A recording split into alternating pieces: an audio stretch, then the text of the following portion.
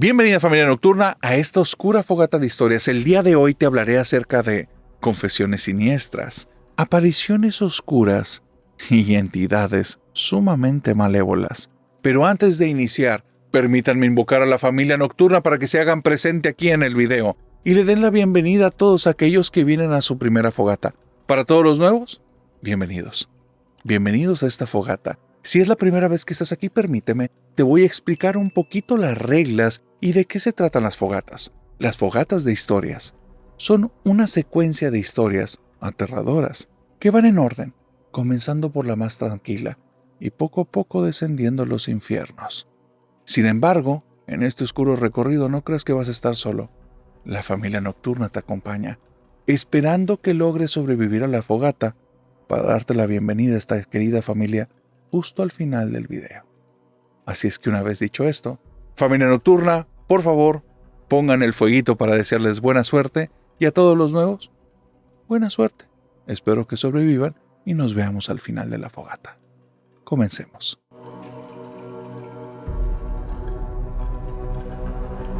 Si me permites, voy a contarte la historia de un amarre despiadado y sin corazón que no solo destruyó a una familia, sino que al día de hoy hace que una persona viva llena de venganza.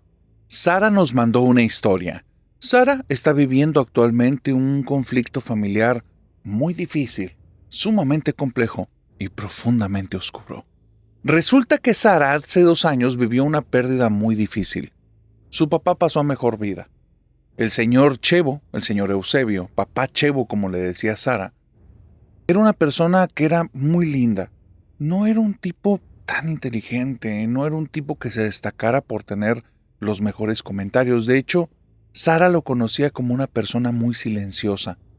Una persona que por más que le echaba ganas, nunca conseguía un buen empleo. Y bueno, desde que Sara tiene vida, al día de hoy ya tiene 20 años, pero desde que Sara tiene vida, todo depende de su mamá.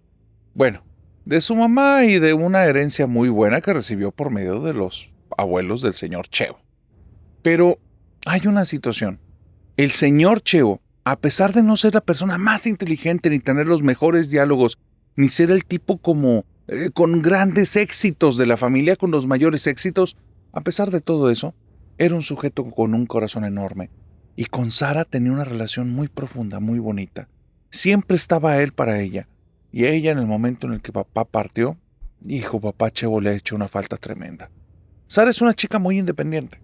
Papá Chevo nunca pudo sacar las cosas adelante, así es que Sara desde pequeña, desde que tenía 14 años, comenzó a trabajar, primero en tienditas locales y poco a poco ha ido escalando. Ahorita a sus 18 años aún no termina la carrera y ya tiene un muy buen puesto en una empresa. Y ella ya de hecho vive aparte de su familia. Vive aparte desde hace cerca de 2 meses. 2 meses, tomando en cuenta el momento en el que me llegó esta historia. Resulta que a los pocos meses, ya llegando casi al año de la pérdida de su papá, ocurrió un evento, no se pudiera decir aterrador, pero sí extraño, que vivió ella y que sabe que al día de hoy su papá la protege. Pero te voy a contar. Ella, a raíz de la pérdida de su papá, empieza a sentir una gran necesidad de estar acompañada. Ese es un problema enorme. Para las personas que necesitan estar acompañadas, que no saben estar solos, en muchas ocasiones pueden ser víctimas de depredadores, de personas que están buscando a alguien que los necesite. Y entonces comienzan a hacerse ahí un espacio y empiezan a forzar la situación. Y la otra persona, ya que está vulnerable, digamos que se aprovechan fácilmente de ella. Se lo venden como amor, como romanticismo, como protección, pero finalmente es dependencia. Y termina siendo unas formas de violencia, pero te lo estoy diciendo porque lamentablemente Sara cayó en una relación de abusos. Ella estaba necesitada, su papá ya no estaba ahí. Y ella era bastante independiente, aún vivía con mamá. Pero extrañamente desde que falleció papá Chevo, mamá estaba más ausente. Era como si estuviera viviendo un duelo, pero al mismo tiempo como si estuviera muy enojada y como si tuviera mucha vergüenza. Perdió mucha relación con Sara. Y extrañamente su mamá empezó a ser como su vida aparte. Sara necesitaba estar con alguien. Y ahí es donde apareció un sujetillo, un tipejo, que se aprovechó de las circunstancias rápidamente empezó a estar con Sara. Ya tenían en menos de 2-3 meses una relación formal y a partir de ahí una serie de abusos. Todo el tiempo le estaba quitando parte de las ganancias de Sara. Era un sujeto vividor, le gustaba vivir de lujos, de cositas que ella le diera, y el sujeto no hacía un solo esfuerzo. No todo era en lo económico. Todo el tiempo la trataba de tonta, de inútil, que lo necesitaba, que nadie fuera de él la iba a aceptar, que era una persona tan mensa y como tan poco agradable a la vista, y que era una persona tan nefasta y tan loca, que nadie la iba a aceptar nunca, que tenía una suerte tremenda de estar con él. Un sujeto horrible. Un día, estando en su casa, te vuelvo a decir que en este contexto, la mamá de Sara, la señora Clarita, no estaba presente, estaba viviendo una situación muy difícil que para Sara no la entendía, solo no la veía ahí. Un día estando en la casa de su mamá, solo está ella y su novio, y estando en una discusión en la que Sara ya pierde los estribos y dice: "Es que ya no voy a dejar que abuses de mí", el sujeto se le va encima, la agarra de las muñecas, la estruja y la cachetea, y le dice: "Te prohíbo que me vuelvas a hablar así". Sara nunca lo va a olvidar, porque se juró que jamás iba a permitir que otra persona volviera a tratarla así. No importaba qué estuviera pasando, nadie le iba a poner un dedo encima. Y en ese momento, después de que le metió la cachetada, este sujeto quiere otra vez como retomar la compostura, le dice en la cara, dice: "No me vuelvas a hacer que te trate así, ve lo que me haces hacerte", y se va directamente al baño como para asear. Se había quedado despeinado, la camisa media desabotonada, se veía como si él hubiera sido parte del zafarrancho. En lugar de preocuparse por ella y por lo que le había hecho, pedir una disculpa, reaccionar y reflexionar, no, no, no. Lo que le importaba era su imagen. Le importaba cómo estaba ahí despeinado, con la camisa desabotonada, desalineado. Todavía voltea con Sara cuando va camino al baño y dice: "¿Ve cómo me dejaste?". Y se mete al baño. Sara, en ese momento, está tan enojada que empieza a llorar de puro coraje y frustración. Dice: "Ay, papache, ojalá que estuvieras aquí". No pasaron ni 2 minutos. El sujeto pega un grito en el cielo, sale corriendo del baño, se va de la casa y Sara no vuelve a saber de él. El tipo no le manda mensajitos, no le está buscando, no nada. Después ella se va a enterar, 1 o 2 semanas después, que este sujeto vivió algo aterrador allí en su casa en ese momento. Decía él que estaba en el baño cuando se estaba alineando la camisa y entonces abrió la llave del agua, metió las manos en el agua, comenzó a limpiarse la cara y cuando abrió los ojos, justo aquí detrás de él estaba el señor Eusebio.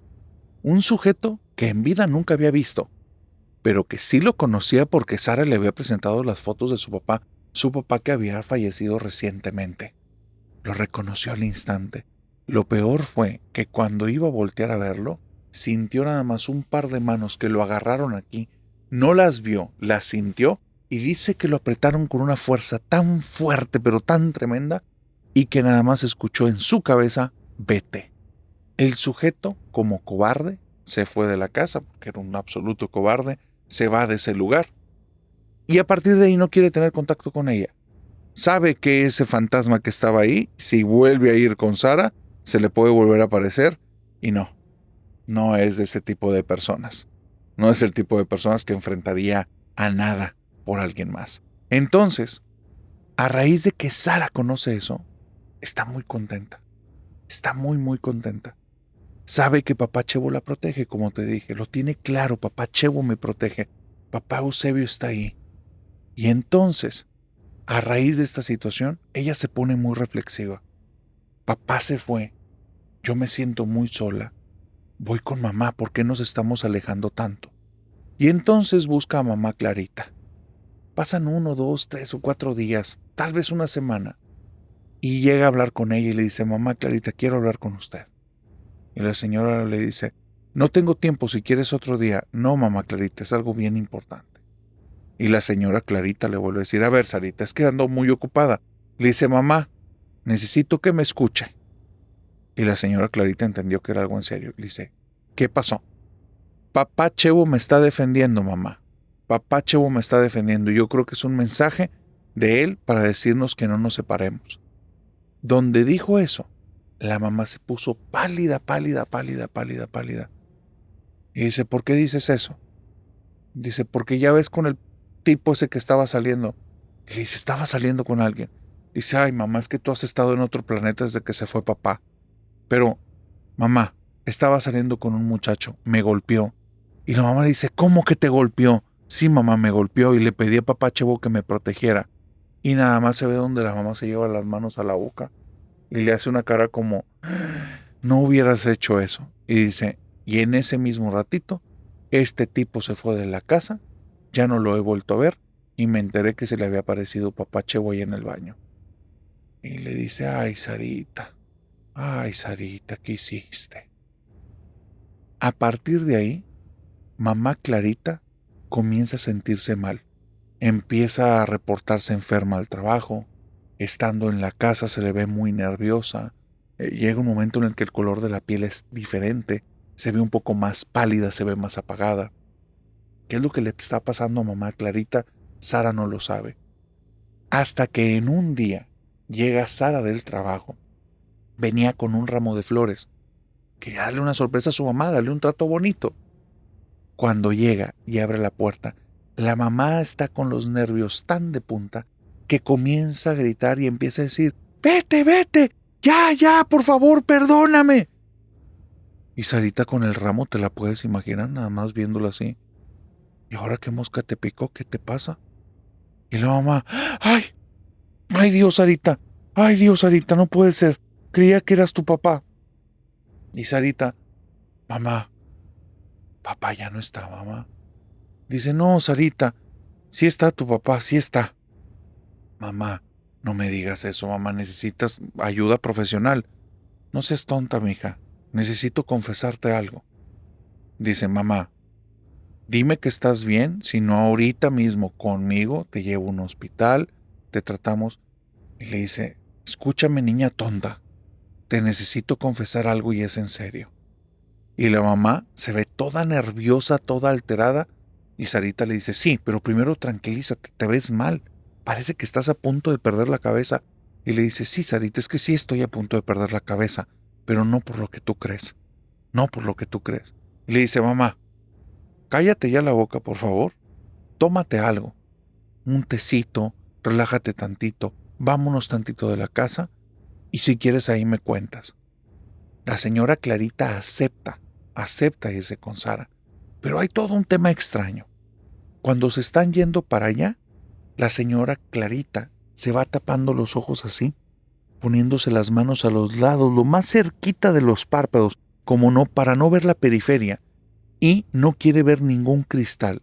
Y eso se da cuenta a Sarita en el momento en el que se sube a la camioneta, porque cuando se sube a la camioneta y está enfrente de los vidrios de, ya sabes, la puerta del copiloto, la señora se tapa los ojos con el antebrazo, busca a tientas la jaladera de la puerta, abre la puerta, se mete y va con los ojos tapados y baja su vidrio, el del retrovisor, para que no se pueda ver hacia atrás.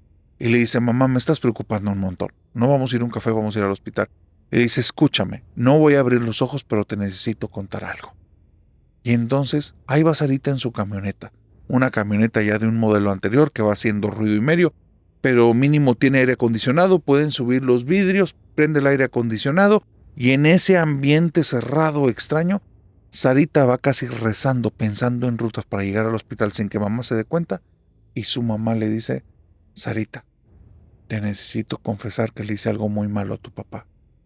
Y Sarita nada más voltea y se le queda viendo, como que ¿qué estoy a punto de escuchar?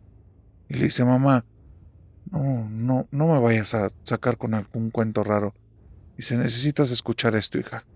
Necesitas escuchar esto, porque yo creía que no iba a pasar nada, pero ya le hablaste a tu papá, y ahora me está visitando muy seguido. Y dice, mamá, vamos al hospital, mamá. Dice, escúchame, hijita, lo que te voy a decir es algo que tal vez no me vas a entender, pero necesitas saberlo. Le hice algo muy malo a tu papá. Y la señora Sarita le cuenta esto que estoy a punto de decirte. Resulta que el señor Chevo no siempre fue así. Digamos que intelectualmente no tan agraciado. Digamos que tampoco era el tipo tan silencioso que Sarita conoció desde pequeña. Ni era el tipo con tan mala suerte y digamos tan bajo desempeño como para no conseguir un buen trabajo. No era así. Don Chevo era el segundo hijo de una familia de personas muy pudientes y era un sujeto muy inteligente. Era tan inteligente que ya se había amasado una pequeña fortuna sin necesidad del patrimonio familiar de sus padres y ya tenía un par de negocios corriendo por ahí. Él tenía en sus negocios, digamos, una carpintería y una cuestión relacionada con herrajes y cosas que tienen que ver como con soldadores. Él tenía estos talleres y le estaba yendo muy bien en la ciudad. Era un visionario, tenía muy buen gusto, conocía de eso y tenía gente trabajando para él. Y aparte, tenía una esposa hermosa y 2 hijos. Era un sujeto que la vida le sonría tremendamente, sumamente inteligente, que tenía siempre como muy buenos puntos de vista, muy analista, muy abierto. Una persona que todos querían.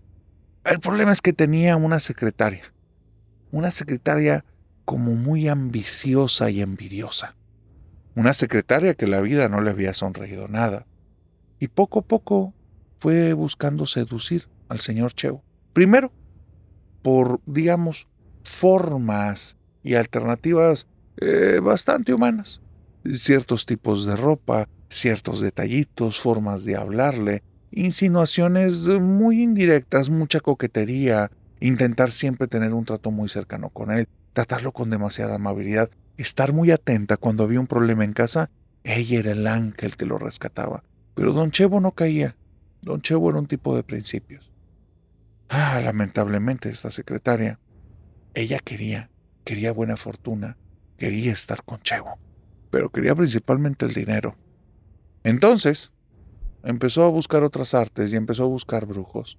Y como ella tendía a darle detallitos a don Chevo, dulcecitos, comidita de repente, postres y tés para tranquilizarlo, para relajarse, empezó a ponerle ciertas cositas al té. Hasta que eventualmente, don Chevo, de forma extraña, se veía muy obsesionado con ella, al punto en el que dejó de estar presente en el negocio y solo estaba presente para su secretaria. Esta secretaria se llamaba Clarita, y Clarita se encargó de destruir ese matrimonio, de amarrar a Chevo. Lo que ella no sabía es que esto tenía consecuencias. Chevo intelectualmente se apagó. Empezó a ser como un zombi. Su esposa luchó por cielo, mar y tierra hasta que los papás de Chevo entendieron lo que estaba pasando. Protegieron a su ex esposa porque ya no podían estar juntos. Chevo quería mover el divorcio y la trataba horriblemente. Sus 2 hijos los trataba con mucho desprecio. Y entendieron ellos que tenía que ver con algo que había hecho esta mujer. Y a esta mujer y a Chevo, para que no se volvieran a acercar a ellos, les dejaron una muy buena cantidad de dinero, bajo contrato, que nunca se volvieran a acercar a nadie de la familia o perderían todo. El problema es que a partir de ahí, Clarita, el dinero que le llegó mal habido, es dinero que lo quemó rápidamente. Una casa muy pequeña y los demás estilos de vida que no le correspondían, y a partir de ahí, trabajar. Y con el dinero que le habían dejado, con lo poco que dejó, empezar a administrarse para ir gastando de poquito en poquito. Por eso desde muy pequeña, Sarita había tenido que trabajar, pero no conocía que estos eran los motivos detrás de eso. Cuando su mamá le iba contando esto en la camioneta, Sarita se desencajó. Brincó de la tristeza a la ira, de la ira a la incredulidad y de la incredulidad al asco. La señora que todo el tiempo había tratado con una mano tan dura a su padre, era una persona que en algún momento, en ese instante, ella sentía que no merecía su respeto. Entonces Sarita quería parar la camioneta, quería que se bajara ahí, no quería volver a saber nada de ella, pero lo que hizo fue regresar a la casa. Y cuando iba de regreso a la casa, su mamá, ya en medio del sollozo, en medio de llanto, le decía que ella se sentía muy culpable, que ella todo el tiempo buscó alguna forma de romper el amarre. Y Sarita le dijo, sí, pero lo quería romper por el dinero, ¿verdad? Ya te estoy conociendo. Y ella dijo, sí, es que tu papá ya no aportaba nada y era muy difícil mantener a un zángano. Y entonces Sarita la veía con un coraje y le dice, ¿y ahorita por qué me estás confesando todo esto? Dice, porque necesito que me ayudes. Desde que lo invocaste, viene aquí y me está buscando, se sienta conmigo en la cama, lo veo en el espejo.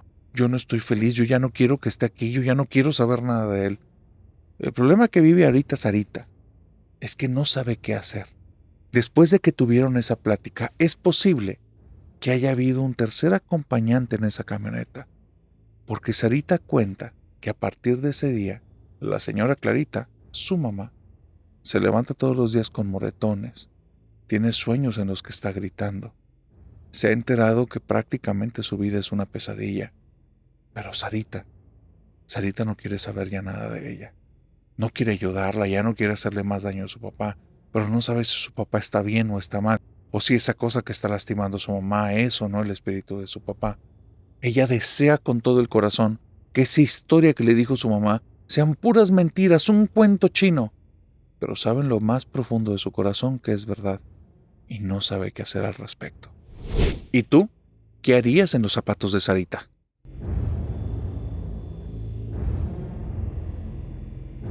Flor me envió una de las historias más extrañas que me han llegado a este canal. Y cuando te digo más extraña, realmente, si tienes escuchando este canal desde el inicio, dime si algo se compara con esto. Flor tiene una abuelita que es todo un personaje, la señora Esperancita. La señora Esperancita al día de hoy tiene alrededor de 76, 77 años, pero es una persona que tiene mucha movilidad, es muy inteligente mentalmente, pero está al día y está fresquísima. Y es una persona que de toda la vida es de armas tomar. Ella era como la jefa de su familia, era la que ponía el orden, y tuvo alrededor de 5 hijos, o sea, la mamá de Flor y 4 hermanos más o menos. Hombres, mujeres, no sé exactamente en qué proporciones, pero ahí te va. Flor me cuenta que la abuela Esperancita, desde muy pequeña, era como muy insistente en un par de temas. Que tuvieran mucha fe en Dios, que siempre fueran muy honestos y que se alejaran por completo de todas esas cosas de brujerías, magias y cosas diabólicas. Y Flor cuenta que de cuando en cuando la abuela Esperancita le contaba a ella y a los otros nietos la historia de la bruja falsa. Cuenta que hace mucho tiempo en un lugar muy lejano vivió una bruja falsa, una mujer que se puso el nombre de Gema, y que esta mujer, que era muy pobre pero era muy inteligente, comenzó a darse cuenta que la gente del pueblo en el que vivía no eran personas tan inteligentes, que iban buscando soluciones con chamanes y con brujas, y cuando ella vio cómo trabajaban, decidió que ella también podía hacer eso. Es entonces cuando adopta el nombre de Gema y empieza a ofrecer los servicios de ver el futuro, adivinación y enamoramiento. Empieza a hablar acerca de la buena fortuna y simplemente esta mujer lo que hacía era una combinación de cosas. Una parte de sentido común, simple lógica. Otra parte, bastante labor de convencimiento. Y otra muy buena parte, se sabía todos los chismes del pueblo. Entonces la gente no entendía cómo tenía esa información. Pero era porque esta Gema estaba en todo menos en misa.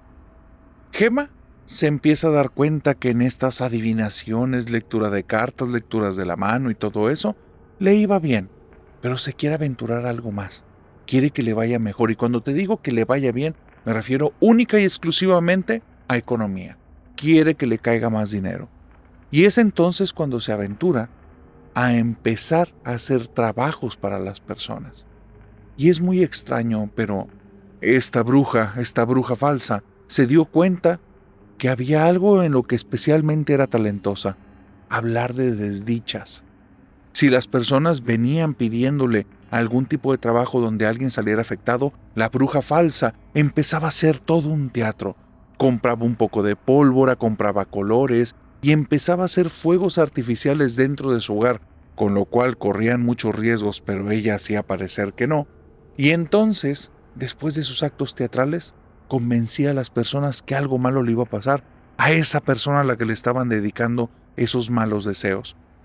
Y eventualmente pasaba. Ella se iba bajo el principio en el que siempre la vida da vueltas, y si esta persona a la que le están deseando mal es alguien malo, pues eventualmente las cosas le van a salir mal.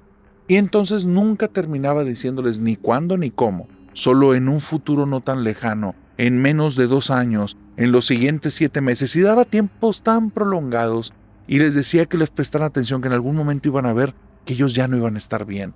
Y entonces, como cualquier persona, todos tenemos nuestros momentos, y esta bruja falsa se basaba en eso, para empezar a desear el futuro negativo, para empezar a hacer este tipo de trabajos. Y de repente, fue muy extraño. Pero empezó a correrse el rumor que la bruja Gema era una bruja muy poderosa, que era una bruja que lograba hacer daño a las personas, pero daño real. Y es que, dentro de todos los trabajos, hubo uno muy específico que le pidieron. Por esas fechas en las que la bruja falsa trabajaba en este pueblo, hubo un certamen de belleza, la reina de la primavera. Y la chica que lo ganó estaba próxima a casarse. Una pretendiente del tipo que estaba detrás de la nueva reina de la primavera fue con la bruja Gema y le dijo que no le importaba si no se quedaba con este muchacho, pero quería que esta chica perdiera toda su belleza y todo su encanto. Y la bruja Gema, haciendo uso de toda su arte teatral y de toda su labor de convencimiento, le dijo lo siguiente: en menos de 1 año y antes de que se case, perderá toda su belleza. Y es muy extraño, pero 1 mes después, la casa de esa chica se incendió. Pobre muchacha estaba dentro. Ella terminó con quemaduras en todo el cuerpo, rostro, espalda, todas partes, de 2º y 3er grado. Muy apenas la libró. Siguió viva, pero había cambiado mucho su físico y lamentablemente por el pueblo, la cultura, la forma de pensar. Y tal vez este sujeto que no la valoraba o que no supo afrontar la situación, la boda no se concluyó. Cuando la bruja Gema se enteró de esto, ahora su labor ya no nada más era la lógica o el sentido común, convencer a las personas y arte teatral. No. Aparte de los chismes, ahora iba a correr rumores y empezó a decirles a las personas que tuvieran cuidado con ella, que no era bueno que se metieran con ella. Ya vieron lo que le pasó a la reina de belleza. Ella fue la que se encargó de que perdiera todo su encanto. Y todo en menos de 1 mes. Y la bruja Gema comenzó a hacer muchos de esos trabajos y fue muy extraño.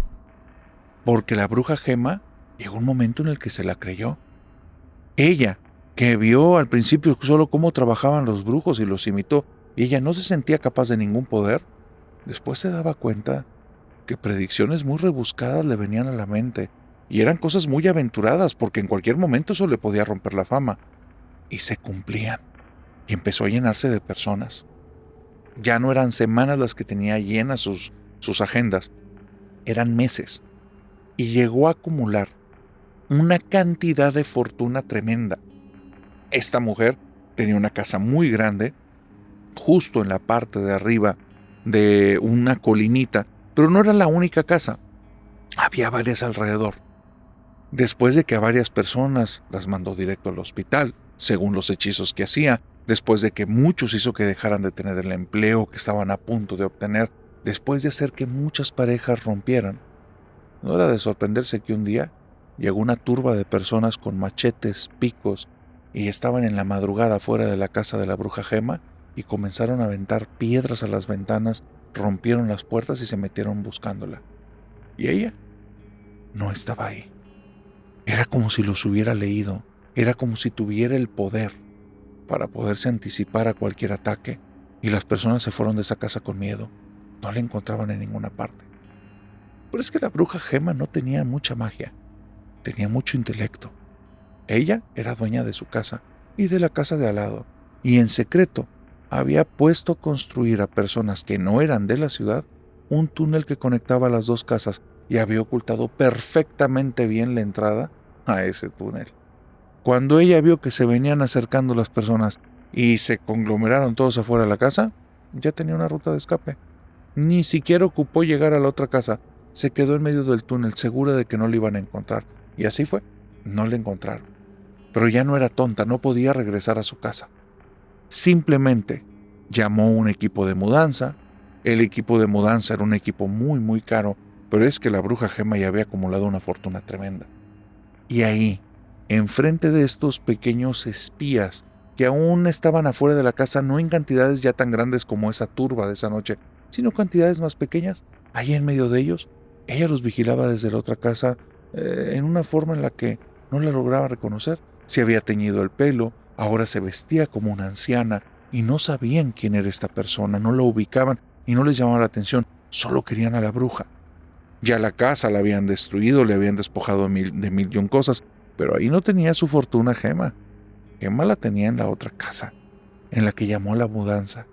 Y entonces, cuando sacaron ese colchón tan pesado, porque estaba lleno de fajos de dinero, y cuando bajaron ese mueble tan pesado, porque la bruja Gema iba acostada arriba de ese silloncito, viendo a la turba a través de las sábanas, sabía que todo iba a estar bien. Se mudó casi medio país adelante, y su vida empezó a avanzar. Se volvió a cambiar de nombre, y empezó a hablar acerca de una herencia que había recibido de unos tíos que fallecieron en el extranjero, y así fue avanzando. Estudió algo, un par de cositas, tuvo un par de negocios, era buena para la cocina, y se empezó a hacer una vida. Es entonces cuando dicen que esta mujer desapareció, y que ya nunca quiso hacer nada de las artes mágicas, que era una mujer que vivía arrepentida, porque sabía que la magia negra era mala y causaba mucha destrucción, inclusive para aquel que lo utilizaba. Flor, la chica que me manda la historia, dice que la historia le encantaba. La historia de la bruja Gema era algo que le fascinaba, era algo encantador, pero que sabía que era un cuento con moraleja, que era la forma en la que su abuela le explicaba que no era la magia real y que no creyera en esas cosas y que aparte la gente que lo hacía era malo. Todas las personas que usaban magia era mala y cosas así, o sea, creencias muy de su abuelita, pero su abuelita era muy incisiva. Nada de magia, nada de brujerías, nada de cosas diabólicas, nada de eso. Aquí viene una situación. Esa historia de vez en cuando la contaba. Cada vez que había un nuevo miembro y ya tenía uso de razón, su abuela iba a contar la historia. Flor la escuchaba una y otra vez, se sabía cada detalle. Probablemente era una de las pocas nietas que sabían toda la historia de detalle y la podían repetir.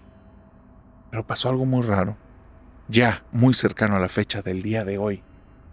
Estando ahí en la casa de su abuela, un día le tocan la puerta. Cuando abre la puerta se lleva un susto. No estaba preparado para esto. Flor me dice, yo no soy la persona más sensible del mundo, pero tampoco soy una persona descortés. Pero me llevé un susto porque veo a una persona que me está dando la espalda y entonces me asomo y le digo, sí, diga, y cuando se voltea es una persona con todo el rostro quemado y me asusté muchísimo. Y le digo, discúlpeme, ¿qué pasó? ¿Qué necesita? Vengo a buscar a Gema para que me lea mi fortuna. Y Flor se quedó extrañada y le dice, aquí no vive ninguna Gema. Sí, es una señora ya mayor, es una señora que lee la fortuna. Dígale que vengo de San Lázaro. Y entonces Flor entra, cierra la puerta y se acuerda de un detalle que ya no tenía tan fresco. La bruja de la historia, el pueblito en el que vivió, es San Lázaro. Y entonces Flor dice, ¿qué está pasando aquí? Y empieza a buscar adentro de la casa. Abuela, abuela, abuela, te están buscando, abuela. Abuela, está bien raro. Hay una persona que está preguntando por una señora mayor, yo creo que eres tú, pero dice que está buscando a la bruja Gema. Y está grite y grite en la casa hasta que se asoma con esta mujer. Y ahora esta mujer va acompañada de dos tipos. Y le dice, discúlpeme, no la encuentro, no sé dónde está. Se me hace que se fue desde hace rato. ¿Quiere que le deje algún recado? No, no le digas nada, yo la vuelvo a venir a buscar. Y cerró la puerta. Cuando Flor se da la vuelta y llega a la sala, doña Esperancita está sentada en un sillón y le dice, ay, mijita. Y ella le dice, ¿qué pasó, abuelita? Nada, mijita, espérame aquí. Se sube a su recámara, hace una llamada telefónica, regresa y le dice, bueno, mijita, te pido por favor que te vayas. Le dice, pero estas personas, tú nada más cierra la puerta y si los llegas a ver, diles que no me has visto, es todo. No me has visto, no sabes cuándo voy a volver. 2 horas después, está llegando un camión de mudanza. Y la señora, nadie la vio salir de ahí. Simplemente se llevaron muchas cosas de la casa. Dice Flor que ella sospecha ya profundamente de su abuela, porque ya van 4 ocasiones que se topa a esta mujer del rostro quemado y esos tipos. siempre preguntan por la bruja Gema y siempre descubren el nuevo domicilio que tiene su abuela. Su abuela se ha tenido que cambiar casi 5 veces en 2 años dentro de la misma ciudad porque no quiere dejar a la familia. Y lo único que dice a veces es: ay, Florecita, no, son deudas de tu abuelito, en paz descanse mi hombre, pero se quedó con unas deudas y me las quieren cobrar. Y cuando Flor se atrevió a decirle, porque ella cree que la abuela está mintiendo, le dijo: oiga, abuelita, pues ¿y por qué no les paga? ¿Qué tanto es? O usted tiene muy buen dinero y si no, aquí, mire, entre todos le pagamos. La abuelita le respondió. Doña Esperancita, siendo bien claridosa, le dijo: no están buscando dinero, mijita. Están buscando Gema. Y san se acabó, no más palabras en torno a este tema. Ahora, yo te pregunto, ¿quién crees que sospecha Flor que es la bruja Gema?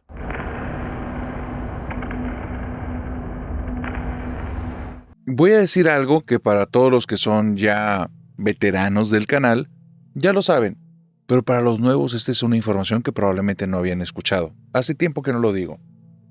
Dentro de los relatos que yo cuento, definitivamente, como en todo, yo tengo mis favoritos. Hay historias que me llaman más la atención que otras. Especialmente tengo cierta afición por casas en las que ocurren eventos extraños, pero también por aquellas personas que tienen profesiones cuya profesión les impide hablar de estos temas. Te estoy hablando desde médicos, psiquiatras, psicólogos, enfermeros, policías, personas cuyo trabajo es tan serio y si simplemente en algún momento relataran cualquiera de estas cosas, afectarían su reputación. Te digo que me llama la atención porque cuando una enfermera, un enfermero, un doctor, un psiquiatra, un psicólogo me manda una historia, ya de entrada a mí me pone los pelos de punta porque entiendo perfectamente que revelar esto, expresarlo, aunque aquí en el canal guardemos un absoluto anonimato, no es cualquier cosa. Es un esfuerzo fuerte. Es probablemente algo que han traído guardado desde hace tiempo. Por eso, esta historia que te voy a contar, que ocurrió en un hospital a un grupo de enfermeros, es una historia que a mí me encantó. El fin de semana estaba con un grupo de personas conocidas. Estábamos platicando de temas muy superficiales, cuando una de estas personas me dijo: oye, recuérdame antes de que me vaya, tengo algo que contarte. Ya donde terminamos la reunión, nos reunimos como en un espacio de unos 10-15 minutos, donde me dijo esto que estoy a punto de contarte. Esta persona tuvo un chequeo de rutina. Tenía que ir al hospital para hacerse exámenes médicos. Estando ahí, estuvo dialogando con un par de enfermeras. Y las enfermeras, en algún punto, se notaron un poquito nerviosas. Esta persona que ya había tenido cierta plática con ellas y ya había hecho cierta conexión, cierto vínculo, les dijo en un plan como de broma: ¿qué? ¿Acaso están asustadas? ¿Asustan aquí o qué? Y notó que las enfermeras se voltearon a ver como con una miradita de complicidad y les volvió a preguntar: ¿en serio poco que asustan? Y las enfermeras le dijeron: no diga nada porque después nos regañan. Esta persona se espera unos 10 minutitos, deja que sigan el protocolo de chequeos y antes de que se vayan, les agarra la mano y les dice: por favor, cuéntenme la historia, no voy a decir nada, pero yo tengo una persona conocida que narra estas historias en total anonimato, por favor, cuéntenme qué pasa aquí. Y ahí les va porque está bien bueno. Le contaron que propiamente no es que asusten en ese lugar, no es eso.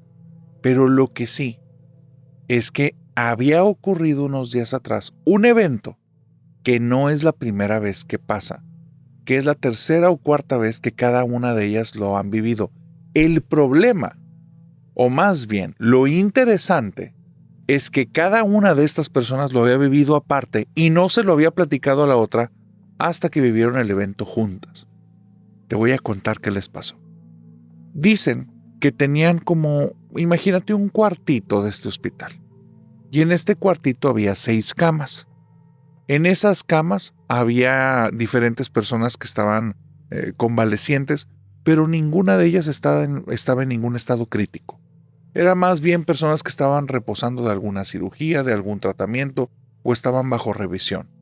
A esas 6 personas que estaban ahí, de repente un día se les hizo a ambas enfermeras en diferentes momentos ver que ahí, en la sillita que tienen al lado de la cama, había una persona toda vestida de negro sentadita. Ellas, como no es la primera vez que viven esto, esa figura la distinguieron al instante. Una mujer que está sentada como leyendo algo, pero no se escucha nada, no se le logra ver el rostro, solo la silueta se ve femenina y no se ve que la persona que esté en la cama le esté prestando atención o esté teniendo una conversación de vuelta. En esta ocasión la persona parecía estar casi dormida, como con los ojos abiertos y después los cerraba y una vez más. Ya sabían cómo actuar, no entran en la habitación, dan ese espacio y ese tiempo, pero a partir de ese momento tienen que poner mucha atención porque las van a atacar. Las van a atacar no de una forma agresiva, las van a atacar haciendo que en el momento en el que estén más descuidadas, comiencen a sentir una carga de sueño, pero tan pesada que se van a terminar quedando dormidas, tal vez por un lapso de 3 minutos o de 5. Y el problema es que las va a levantar una alarma, la alarma de los signos vitales de esa persona, porque ya va a estar totalmente en el otro plano. Y como ellas van a llegar tarde, no van a poder reaccionar. Esta es la tercera vez que les pasa, así es que cuando la vio la primera, estaba atenta, estaba en alarma.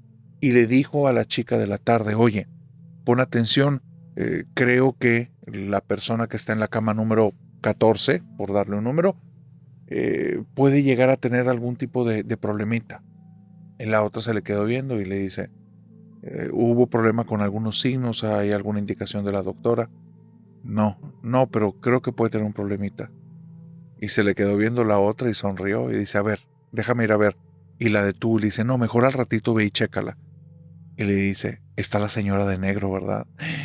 Cuando le dijo eso, la chica que la había visto se le puso toda la piel chinita de los brazos, pero toda chinita. Y le dijo, ¿cómo sabes? Dice, porque yo también la he visto. Sí. Dice, me estás diciendo eso porque te da miedo que me quede dormida, ¿verdad? Y la otra le dice, sí. Las dos comenzaron a contar que ya en el pasado habían vivido esto. La secuencia es la siguiente. Primero, y en esta ocasión no lo vieron, hay una sombra que pasa en los pasillos. Una sombra que si hay más enfermeros junto con ellos, o hombres o mujeres, van a decir que acaba de pasar alguien. El segundo punto es que si van a ver alguna de estas camas donde se supone que no hay visitas, va a haber una persona, una mujer, por lo general, vestida de negro y que va a estar ahí como leyendo algo, pero no está interactuando con la otra persona. La otra persona no le habla, no le dice nada, inclusive si está despierta. El tercer punto es que en algún momento se van a quedar dormidas. Así, estén haciendo lo que estén haciendo, aunque estén de pie, aunque estén revisando una tablilla con signos vitales, van a cerrar los ojos y se van a quedar así. Y las va a despertar la alarma cuando la persona esté sin signos vitales. No es que cada persona que se vaya al otro mundo tenga que vivir esto, no. Pero es que una vez que han visto a la mujer de negro, los otros 2 puntos van a pasar. Estas 2 chicas estaban juntas, hicieron un trato. No nos vamos a ir y vamos a estar aquí despiertas. No se nos va a ir esta persona. Alarmaron a la doctora, todo normal, y de repente en un parpadeo estaba sonando la alarma. Cuando fueron al lugar, esta persona ya había partido. Dicen ellas que no se quedaron dormidas, pero que hay un lapso de 10 minutos que no tienen la menor idea que estuvieron haciendo. Ahora te pregunto, ¿ya habías escuchado de este fenómeno?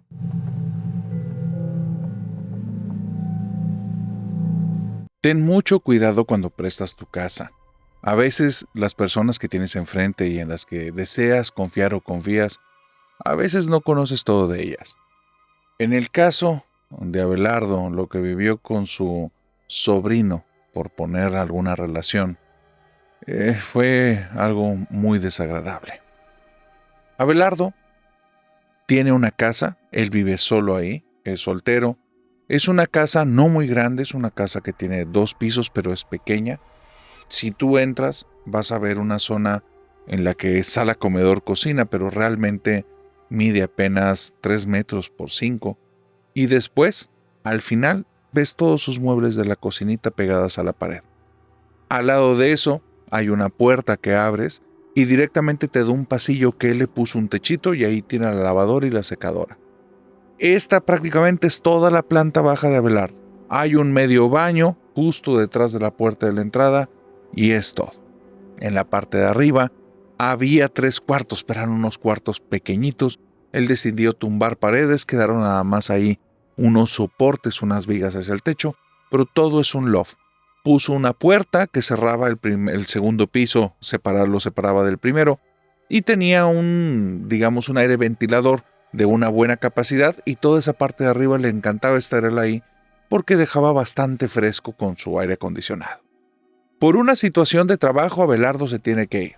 Cuando le dice a su familia, no a su familia nuclear, sino a la familia extendida en una reunión, que por una situación de trabajo va a estar fuera de la ciudad casi 2 meses, coincide que un sobrino de él, porque más bien es el novio de su sobrina, le está buscando una casa en la que se pueda quedar más o menos cerca de 1 mes en lo que encuentra residencia, porque él viene de fuera, le están pidiendo el departamento en donde está viviendo, se tiene que mudar, en fin. Abelardo, después de la insistencia de su sobrinita y de este sujeto, no estaba nada cómodo, pero al final dijo, mira, pues si ya tengo las cosas, qué mejor que él las cuide. Entonces habla con su sobrina, es muy clara con él, y le dice, oye, no quiero que utilicen mi casa para andar ahí haciendo sus cosas, yo no les estoy dando ningún refugio de amor, después tus papás se van a enojar mucho conmigo, así es que habla también con sus familiares, con los papás de esta chica, y todos quedan de acuerdo en que sí va a prestar la casa, pero se va a utilizar bien ese lugar. Transcurren las primeras semanas, hay unas llamadas continuas de parte de Abelardo a este chico le responde muy bien todo el tiempo. En horas no hay ningún vecino que reporte ningún tipo de incidente, molestia o problema. Eso lo pone en tranquilidad y hace que las siguientes 3 semanas no llame. Se supone que este chico ya no debería estar viviendo ahí, pero sabe que sigue estando ahí. No le han dado ningún mensaje que ya se van a cambiar, que la casa está bien, y para él se siente más tranquilo porque no hay reportes de enojos, de molestias de parte de nadie, y bueno, él espera que la casa va a estar normal para cuando regrese, que no va a haber ningún destrozo, y prefiere que alguien conocido y de confianza se quede en la casa que dejarla sola tanto tiempo. Justo 1 semana y media antes de que regrese, es cuando recibe una llamada. Es este chico, le está diciendo que ya consiguió un nuevo departamento, que ya lo va a dejar, que unos 3 o 4 días antes de que él llegue, se va a encargar de limpiar el departamento y dejarlo pulcro, que no se preocupe, que no hay ningún problema con nada, que no le dejó ningún desperfecto. Ay, Abelardo le da un poquito de desconfianza, pero se lleva una muy buena sorpresa. Ya cuando llega la fecha de regreso, llega a su departamento y el departamento, la casita que tiene, está súper bien, está muy padre. Todo está en orden. De hecho, hay un detalle, pero un detalle que se le hace muy bonito, y es que él ya la pintura de las paredes del piso de abajo y el piso de arriba lo tenía como que ñejo. Lo tenía un color blanco, pero que se veía viejito, combinado con, puede ser grasa, pintaditas de mano, ese color que ya no es blanco, sino que ya se ve como con ciertos tonitos café. Bueno, el punto es que ahora está de un color blanco nuevo, brillante, hermoso, y pasa un trapo que tenía cierto nivel de humedad con agüita, y lo pasa por ahí y no se trae la pintura y dice, qué bárbaro, me puso pintura buena. Entonces le habla a este chico para darle las gracias y para decirle que, oye, muchísimas gracias, me dejaste el departamento, la casita pintada, me siento bien a gusto, te agradezco un montón. No. Y bueno, ya le dice que no, que es lo mínimo, ya que no le pidió ni renta, él había juntado algo de dinero y que con eso pintó y ya. Le estaba mintiendo. Había muchísimo más cosas detrás que no le estaba diciendo. Y a Abelardo le tocó pagar todos los platos rotos. Una vez que regresa y él está fascinado, el lugar se ve otra vez como nuevo, como el día que llegó recién a su nueva casa y que se sentía totalmente en su hogar. Ahora estaba otra vez ahí, pero ahora, bueno, ya tenía un poco más de economía, más dinero, y así es que decidió que iba a dejar a su casa como con ciertos retoques tecnológicos padres. Compró una serie de bocinas que las pudo vincular por medio de cable para el primero y segundo piso, compró una Alexa y tenía un televisor, y ese televisor también era estos televisores inteligentes, y bueno, al final lo que él quería era que si ponía a escucharse música estuviera en toda la casa esa música, tener como un ambiente musical o un ambiente que él quisiera mantener. Y si se ponía a escuchar una película, con las bocinas sonara casi como si estuviera en un cine. Y él podía elegir cuántas bocinas sonaban, dónde sonaban y todo eso. Te cuento todo eso porque de repente lleva ahí cerca de 4 o 5 días y entonces en la noche lo despierta una música de violín. Pero no es cualquier violín, es una música absolutamente aterradora. Es un sonido como grave pero estridente a la vez, música que él no escucha y no hay voces, solo es ese sonido del violín, pero suena como triste y malévolo. Se levanta, lo escucha, entonces va por el control de su estéreo, de sus bocinas, y comienza a bajar el volumen. Y esto es muy extraño porque es como si se hubiera desconfigurado, desprogramado. Le baja el volumen y comienza a subir, le sube el volumen y sigue subiendo. Llega un momento en el que no le queda de otra más que desconectarlas. Desconecta, se le hace extraño, su Alexa está apagada, su televisor está apagado, todo está apagado, pero las bocinas sonaban así. ¡Qué raro! Se va a dormir y se vuelve a despertar como a los 15-20 minutos. Está sonando más tenue. Son las bocinas de la planta baja. Dice, pero esos están conectados con este modular. Va y revisa el modular está apagado, pero suenan las bocinas de abajo. Y se acuerda que también tenían una función para que fuera como manos libres. Las podía conectar tal vez por Bluetooth o alguna otra forma, Wi-Fi o algo así, pero las podía conectar para que tuvieran directamente la información de un aparato. Así es que va a la planta baja y las desconecta, les quita la energía. Ya, se acaba el problema. Va a subir las escaleras, se prende la televisión y de repente está un video en la plataforma donde probablemente estás viendo este video, y en ese video está esa música del violín y es algo así como Sonata del Diablo o algo así. Él no recuerda exactamente los nombres, pero era como una música dedicada al diablo y solo era de violín. Se impacta, la imagen es de un demonio, entonces se asusta mucho, apaga la televisión y la desconecta, se va para arriba y de repente Alexa empieza a tocar esa canción. Se asusta, se molesta, está muy incómodo con eso, revisa su celular porque Alex está tocando eso y se da cuenta que el celular no está vinculado a Alexa, no ha puesto la aplicación. Entonces ya, apaga la Alexa, la desconecta, se queda con el celular, lo pone en modo avión y de repente el celular, 1 hora después, comienza a sonar esa sonata. No tiene el modo avión puesto. Está asustado. No sabe por qué fue eso. Y la mañana siguiente está dándole vueltas. ¿Qué pasó? ¿Qué pasó? Me estoy haciendo ideas probablemente. Un hacker, alguien se metió en mis equipos. Tiene que ser algo de ese tipo. Pasan 2 o 3 días, vuelve a ocurrir lo mismo, misma canción, mismo orden, bocinas de arriba, bocinas de abajo, Alexa, su celular, la televisión, todo. Llega un momento después de que le ocurre esto 4 veces, que va a hablar con su sobrino y simplemente le va a hablar para preguntarle, oye, ¿pasaron cosas raras mientras estuviste aquí? Y va y le habla, te vuelvo a decir, le digo sobrino, pero realmente es el novio de su sobrina. Lo contacta y le dice que quiere hablar con él, que venga por favor a la casa. Lo invita para echarse un café. Están tomando el café y le cuenta todo lo que está viviendo estos días y dice, ¿no te pasó algo raro aquí? Y el sobrino está impactado. El muchacho le dice, por favor, déjame quedarme aunque sean 3 días más, porque justo estoy buscando que me contacten y no lo había logrado. Ahora que estás aquí me están contactando, es para mí, me están buscando a mí. Y Abelardo se le queda viendo y le dice, no te estoy entendiendo nada. A ver, explícame. ¿De qué estás hablando? ¿Me estás tomando el pelo? ¿Estás jugando conmigo? O porque lo que yo te estoy diciendo no es juego, tengo miedo, no sé qué está pasando. Y el sobrino le dice, no. Es que yo tengo un grupo de amigos que creemos mucho en que podemos contactar al otro lado, o sea, con el mundo de los muertos. Y ahora que estuve viviendo aquí, pues los invité, tuvimos unas reuniones e intentamos contactarnos con varios. Dice, pero si ya te están tocando esa música, pues tal vez no es nada más un muerto y si es alguien más importante. ¿Me dejas traer a mis amigos para contactarlo? Y Abelardo me mandó este mensaje diciendo, mira, lo corrí de mi casa. Desde ese día no he querido volver a saber de ese tipo nada. Hablé con mi sobrina y le dije que la clase de persona con la que estaba, ella no me creía. Hablé con sus papás para que le hicieran presión porque a mí se me hizo un muy mal sujeto, totalmente impropio. Dice, el problema lo tengo en la casa. Tuve que desconectar todo, las bocinas, Alexa, el televisor. Mi celular lo tengo que mantener apagado todo el tiempo.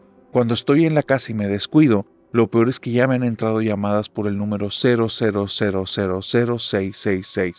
Dice, así, aunque suene cliché, no me importa. Necesito hacer algo. Vivir en esta casa ya no es cómodo, ya no es agradable y siento que eventualmente me puedo hasta volver loco. ¿Y tú? ¿Qué harías en lugar de Abelardo?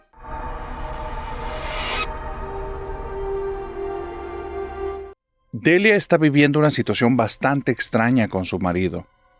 Esta situación tiene alrededor de una semana que está ocurriendo, pero ha sido tan extravagante que decidió mandármela simplemente para preguntar qué podía hacer al respecto. Ella me cuenta que con su pareja tiene una relación con la que hay mucha química y ambos son unas personas muy apasionadas en todos los sentidos, y cuando te digo en todos los sentidos es en todos. Son personas que todo lo hacen con mucha pasión. Se embeben. Cuando está haciendo limpieza en la casa, ella está totalmente metida en eso y parece un autómata. Ella me dice, me pueden pasar horas. El problema es que si le interrumpen también es muy apasionada. Cuando tiene enojo, tiene muchísimo enojo y explota y grita y empieza a ser como estos zafarranchos, pero el esposo no se queda atrás.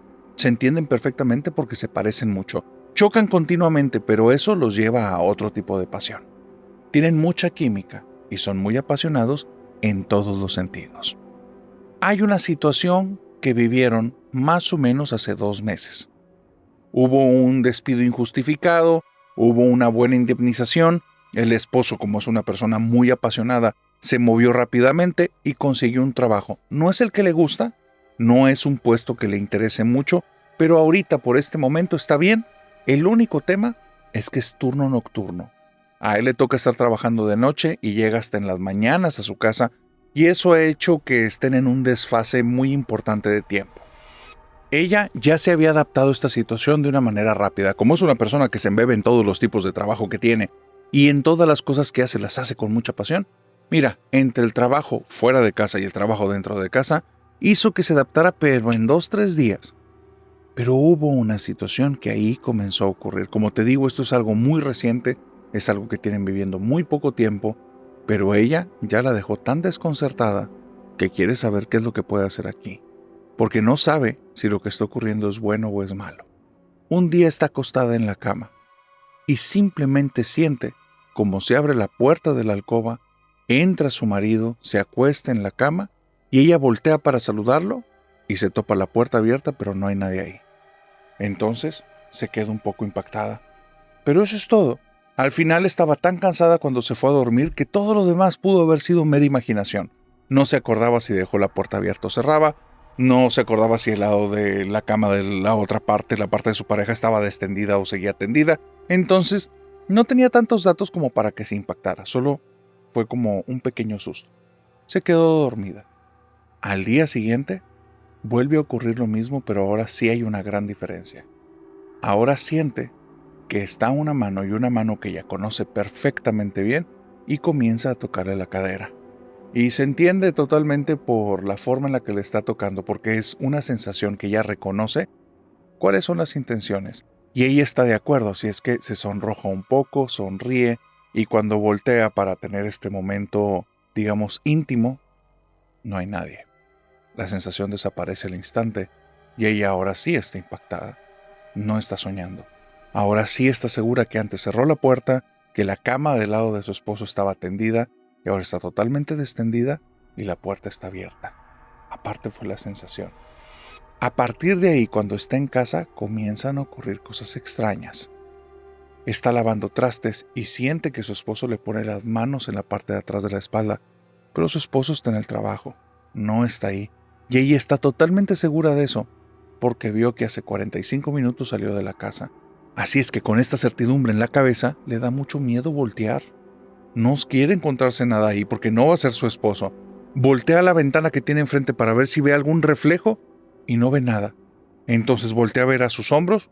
Al no haber nada ahí, la sensación desaparece. Después de eso, comienza una pequeña sensación, como si alguien le estuviera haciendo pequeñas cosquillas en la parte trasera del cuello. y llega un momento en el que pone la mano detrás del cuello, estira con fuerzas y por primera vez hay rasgos de algo. Un pequeño cabello muy alargado e enchinado de color rojo. Ella tiene el cabello oscuro y su esposo también. Ese cabello de ahí parece que es un cabello de mujer, pero nadie que conoce tiene un cabello rojo. A partir de ese momento, en la cama hay cabello rojo, debajo de su almohada hay cabello rojo, encuentra cabello rojo arriba de la mesa, limpia la casa perfectamente bien y en los lugares que acaba de limpiar hay cabellos rojos. La situación es que una vez más vuelve a ocurrir esto. Está acostada en la cama, comienza a sentir una respiración en el oído, ella se estremece, siente que comienzan a acariciarle la espalda y es donde me dice: narrador, tengo un problema, porque no sé qué hacer aquí, porque sí me está gustando y siento que hay mucha química, pero no sé si esto sea algo bueno o malo. ¿Y tú qué le recomendarías a Delia?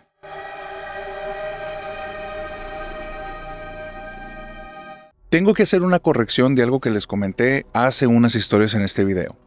¿Recuerdan que les comenté que en los hospitales o las historias de hospitales y las historias de casas embrujadas son historias que a mí me gustan mucho? Bueno, me faltó un pequeño detalle. Me faltó decirles que también hay un tipo de historias que en lo personal me cautivan. Son las que tienen que ver que cuando un miembro de la familia nocturna, por haber escuchado algo, recuerda algo que vivió o cuando comienza a preguntar en su círculo más cercano, resulta que esas personas de las que nunca hubiera esperado que le contaran algo, les dicen que sí tienen una historia y termina siendo algo espeluznante y muy perturbador. Rosendo es la persona que me mandó esta historia. Y Rosendo le tocó estar escuchando uno de estos episodios donde hablé acerca de mi experiencia en una casa embrujada y él se acordaba que en su familia, en algún momento cuando era pequeño, ya estamos hablando de más de 10 años atrás, se platicó acerca de una casa embrujada. Su papá se puso muy mal y les dijo que a él no le gustaba que hablaran de ese tema. Rosendo, al día de hoy, ya no es un niño, es un adulto. Y eso lo hizo pensar de manera diferente. Primero, creía que su papá era un cobarde, que su papá los temas de terror le podían mucho y lo veía como un gallina. Ahora que es adulto, reconoce las reacciones. Su papá está ocultando algo. Su papá probablemente vivió algo, pero se quedaba pensando: no creo, mi papá es una persona escéptica, no es alguien religioso, no es alguien creyente, pero tampoco cree en nada y es alguien que se apega mucho a las ciencias. Fue y experimentó. Se acercó con papá y le dijo: papá, quiero preguntarte algo y necesito que seas muy sincero conmigo porque es importante para mí. Y el papá le dijo: ay, Jesús, andas muy formal, ¿qué pasó? ¿Qué quieres? ¿Qué quieres saber? Papá, a ti te da miedo lo sobrenatural porque viviste algo, ¿verdad? Y entonces cuando le dice eso, el papá se desencajó y empieza a tartamudear. ¿Por qué dices eso? ¿Por qué dices eso? No, a mí no me gustan esos temas, ya sabes que a mí no me gustan esos temas. Y se pone bien nervioso y Rosendo lo agarra y le dice: ya, ve papá, ve, esa reacción que tienes no es simple miedo, tú viviste algo, dime la verdad. Y el papá le dice: no quiero contar nada.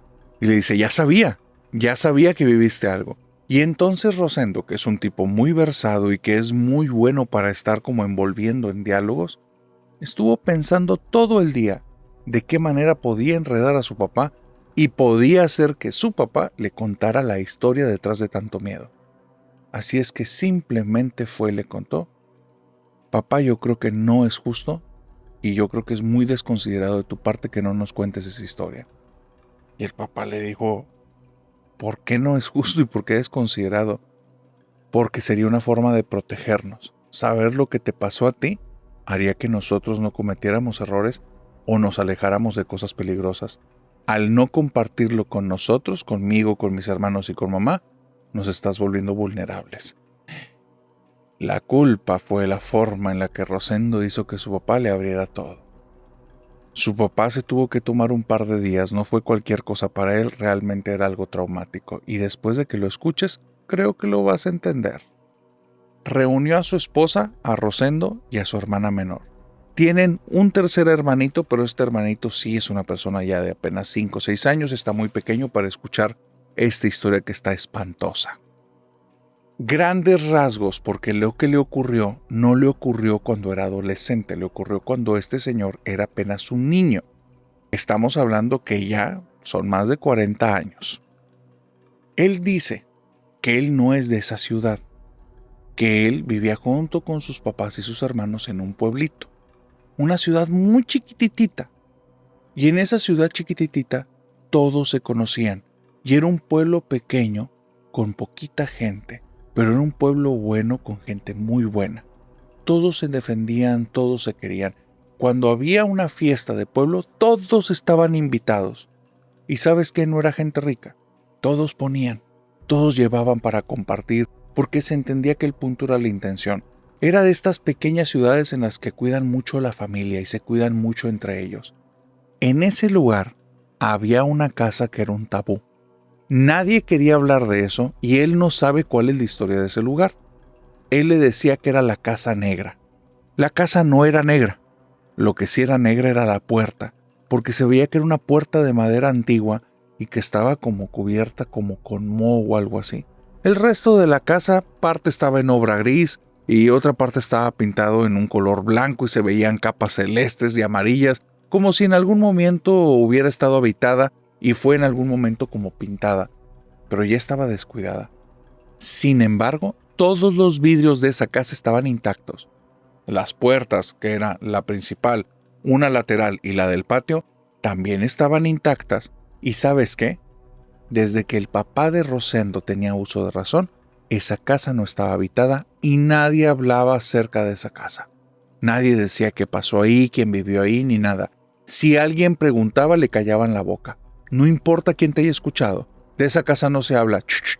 Cambia de tema, no queremos hablar de eso. Y era un tabú. Él recuerda perfectamente que fue él el que se dio cuenta que la casa negra estaba otra vez habitada. Y se dio cuenta justo cuando en su casa había una fiesta. No recuerda de quién fue, si fue de sus papás o de él mismo, de una tía, no lo recuerda. Pero hubo una fiesta en su casa, toda la comunidad estaba ahí y él sale para recoger algunas cosas de alguna parte y cuando sale y pasa por la casa negra, ve que hay luces encendidas, pero no luces eléctricas, sino velas, y ve a una persona que está subiendo y se ve desde los ventanales. El problema o la situación es que esa persona le generó una sensación de malestar tremenda. No recuerda si es una anciana, si era un anciano, si era una mujer o si era un hombre, pero vio que esta persona cuando estaba en las escaleras volteó y se le quedó viendo. Cuando se le queda viendo y le clava la mirada, él sintió una combinación entre miedo y vergüenza, como si estuviera haciendo algo malo y lo acabaran de descubrir. Así es que agarró corriendo por toda la calle y de repente, como 5 o 6 minutos después, se dio cuenta que estaba corriendo como gallina descabezada, sin rumbo alguno, no sabía ni a dónde iba, ya se le había olvidado para qué había salido de su casa. Se asustó mucho. Él llega a su casa y se topa con una gran sorpresa. Toda la gente del pueblo que se supone que debería estar ahí celebrando, de ahí no queda ninguno. La casa está vacía y en silencio. El segundo tema es que la casa está a oscuras, eso no es normal. En esa casa sí hay electricidad. Cuando toca, la puerta se abre rápido y en lugar de darle la bienvenida como normalmente lo hacían porque su familia eran muy payasos y le decían Don Martín, ¿cómo está? Él no le gustaba que le hablaran de Don. Así es que él cuando le decían eso se ponía muy molesto, pero ya era algo habitual. Era como un juego dentro de la familia. En lugar de eso se abrió la puerta, unas manos salieron rápido, lo abrazaron y lo metieron rapidísimo en la casa y cerraron la puerta. Martín estaba asustado. Le dijeron, ¿qué hacías tan tarde? ¿Qué hacías tan tarde? Y él, pues es que salí a la tienda, lo que me pediste, a recoger lo que fuese. Y el papá le dice, sí, pero eso fue hace muchas horas, ¿por qué estabas tan tarde afuera? Y Martín tiene un desconocimiento del tiempo en ese momento. Está en un lapsus. No tiene las palabras para expresar, simplemente no se acuerda. Y entonces le dice a su papá, es que me asusté mucho. ¿Por qué, hijo? Es que vi la casa negra y había alguien adentro. Y el papá se pone bien pálido y le dice, ay, mijito, dime que no te vieron. Se me quedó viendo, papá. Y dice, ay, hijo, ya no salgas de la casa, por favor. Vamos a tener que tener mucho cuidado.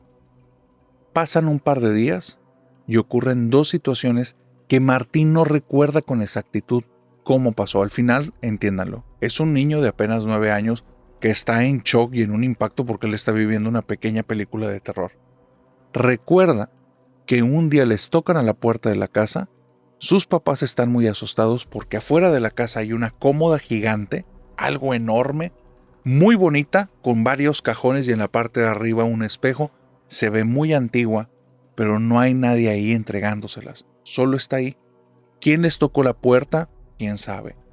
El problema es que la cómoda trae un moñito en la parte de arriba. Se entiende que es un regalo y que es para ellos.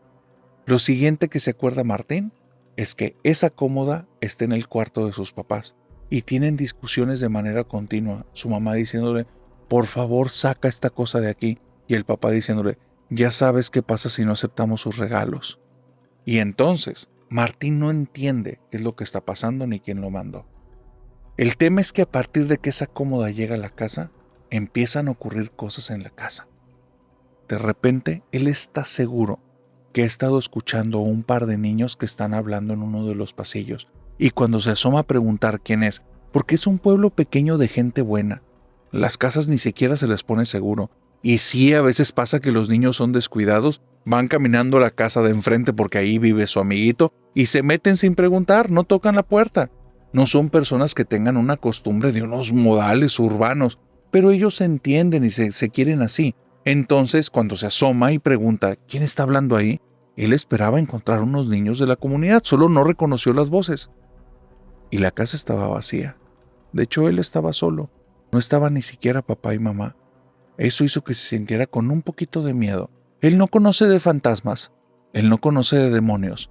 Él simplemente lo hizo sentir con mucho miedo que escuchó unas voces y ahí no están.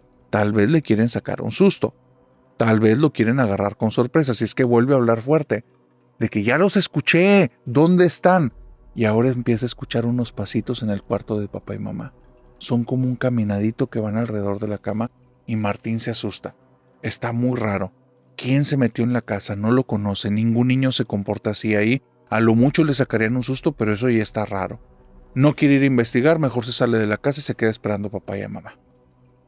A partir de ese momento, papá y mamá están preocupados. A nadie le había pasado nada en la casa. Ahora que le está pasando algo a Martín, ellos saben que las cosas pueden empeorar. ¿Por qué? Martín no lo entiende. Pero parece que ellos conocen cosas que él desconoce. Aquí hay una situación. Y papá y mamá no son honestos al 100% con parte de la comunidad. Y les piden a dos vecinos que tienen unos niños de la edad de Martín que por favor los dejen venirse a la casa a quedar junto con Martín. Que porque van a estar ellos como fuera del hogar en cuestiones de la labor, de su trabajo, que por favor les permitan estar ahí para que Martín no esté solo. Por alguna situación, los papás de Martín no quieren que él vaya para allá, quieren que los niños vengan. Al final, estas familias aceptan, mandan a los niños para allá, y aquí es donde empiezan a ocurrir los eventos que traumaron a Martín para siempre. Él dice que desde que llegan estos niños comienzan a jugar, pero que uno de ellos comienza a comportarse raro. Esta persona, este niño que comienza a comportarse raro, le dice que por qué no le presenta a sus amiguitos. Y él le dice, ¿qué amiguitos? Los que viven en el cuarto de tu papá, ya los escuché, les gusta platicar mucho cuando nosotros estamos también platicando. Y Martín se asusta porque se acuerda de los pasitos y se acuerda de las voces de los niños.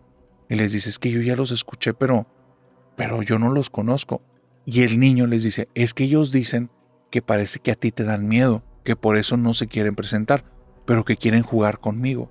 A partir de ahí, este niño en cada oportunidad se mete escondidas al cuarto de los papás de Martín. Martín lo está buscando por toda la casa y se lo topa en el cuarto. Aquí hay algo bien extraño. El niño no está hablando a la cama o debajo de la cama o en el closet, le está hablando a la cómoda. Y la cómoda esa, la cajonera esa que le regalaron, es muy raro porque los cajones son muy pesados y cada vez que el niño está ahí, los cajones, especialmente los de arriba, están muy abiertos y los de abajo nada más poquito abiertos. Martín lo ve y ve que está platicando mucho. Y cada vez que lo ve que está platicando mucho, se asoma y le dice, hey, vente, vamos a jugar, salte de aquí, este es el cuarto de mis papás. Y este niño les hace caso hasta que en una de esas Martín se queda un poquito más de ese tiempo, voltea al cuarto y ve cómo los cajones se empiezan a cerrar solitos.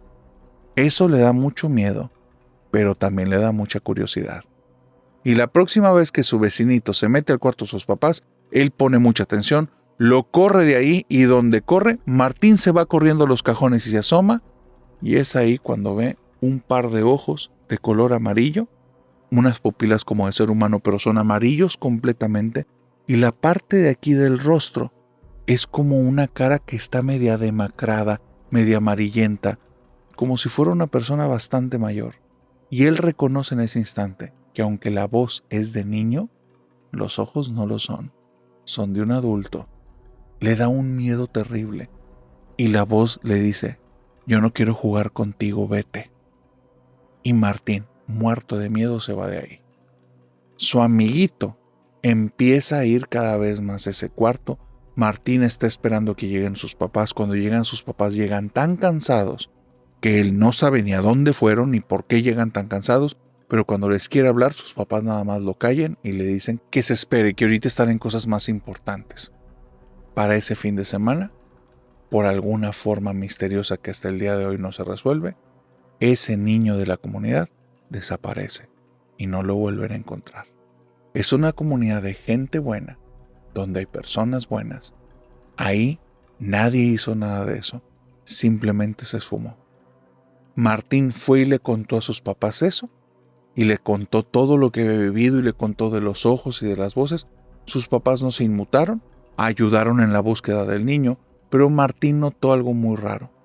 Después de eso, fueron a avisar a la comunidad que ellos ya se querían ir de ahí, que se sentían muy afligidos por lo que le había pasado a este muchacho, pero notó que esa cómoda, esa cajonera, la desarmaron cajón por cajón, y cada cajón le quitaban todos sus clavitos y dejaban madera sobre madera, y él fue a ver que cuando quitaron todos los cajones, en la parte posterior estaba dibujada una puerta, y en la parte donde debería tener una perilla había un circulito con una estrella invertida.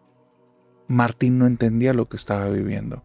Pasaron muchos años hasta que empezó a atar cabos y se dio cuenta que tal vez sus papás hicieron algo que estuviera detrás de la desaparición del niño y que tal vez por esa puerta entraba esa cosa que vivía en la cajonera que les habían regalado. Y todo esto parece que era parte de la maldición de los habitantes de la Casa Negra. ¿Y tú? ¿Aceptarías ese regalo?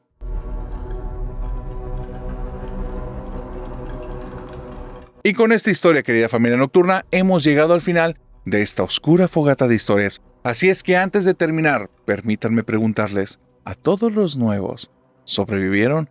Si es así, por favor, pongan aquí en los comentarios: narrador, sobreviví de una. Y una vez dicho eso, suscríbanse y denle a la campanita para que les podamos dar la bienvenida a la familia nocturna. Y invoco a la familia nocturna, a todos los veteranos, para que se hagan presente en los comentarios. Y cada persona que ponga ahí, por favor, acerca de que son los nuevos, contéstenle con una lunita para darles la bienvenida a esta gran familia, la familia más oscura y chida de todo Internet. Y una vez dicho esto, querida familia nocturna, nos vemos el próximo sábado de sombras, igual, 10 de la mañana, horario de Ciudad de México. Ya saben, por la plataforma de videos largos. Nos vemos ahí, y una hora después va a estar en repetición en la plataforma, ya sabes, la de circulito verde con las líneas negras. Y una vez dicho esto, te deseo bonita semana y que tengas dulces pesadillas. Bye bye.